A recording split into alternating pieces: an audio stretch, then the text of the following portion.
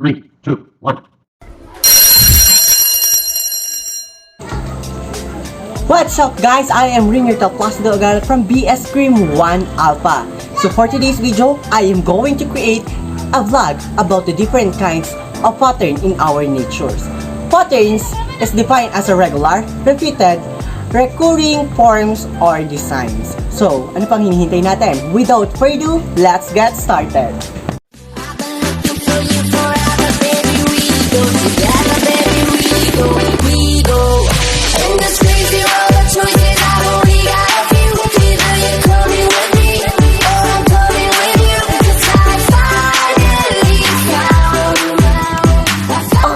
Are you ready to know the different kinds of pattern in our nature?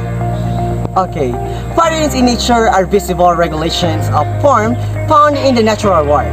These patterns recur in different contexts and can sometimes be modeled mathematically. Natural patterns include the symmetries, trees, spirals, meanders, waves, foams, tessellation, cracks, and stripes. So, ano pang hihintay natin? Tara na at sabay-sabay nating alamin ang iba't ibang klase ng pattern in our nature.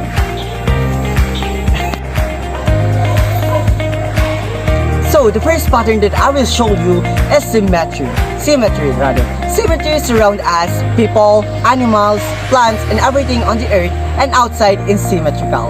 Symmetry is a nature artworks that create harmony and balance. So, here are some example of symmetry.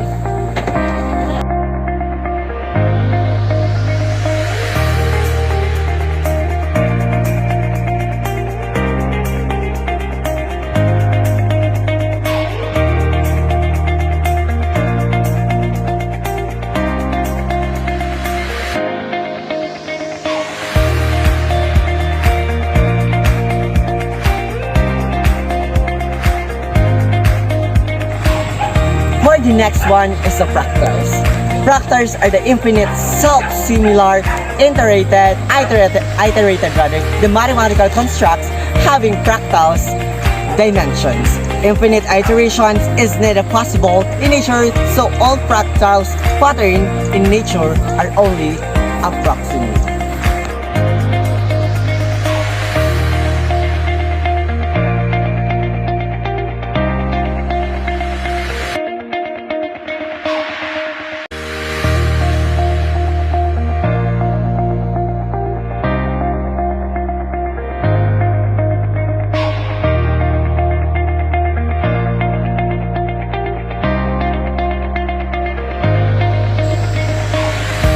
The third one is dendritic tree, the branching out of the nerve fiber at the end of neuron.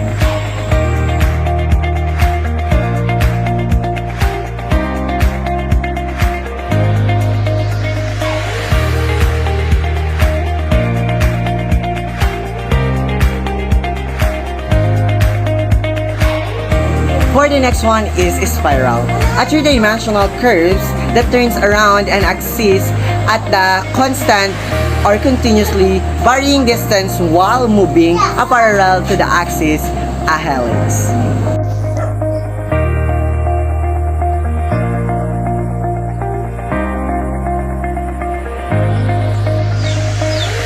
Next is cracks, a linear opening that forms in materials to relieve stress. When a material falls in all the directions, it results in cracks. The pattern creator reveals if the material is elastic or not.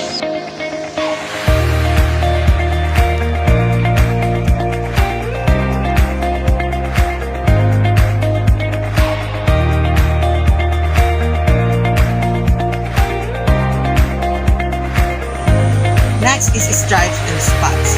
Both patterns are created by wave-like structures in the chemistry. Long parallel waves produce stripes.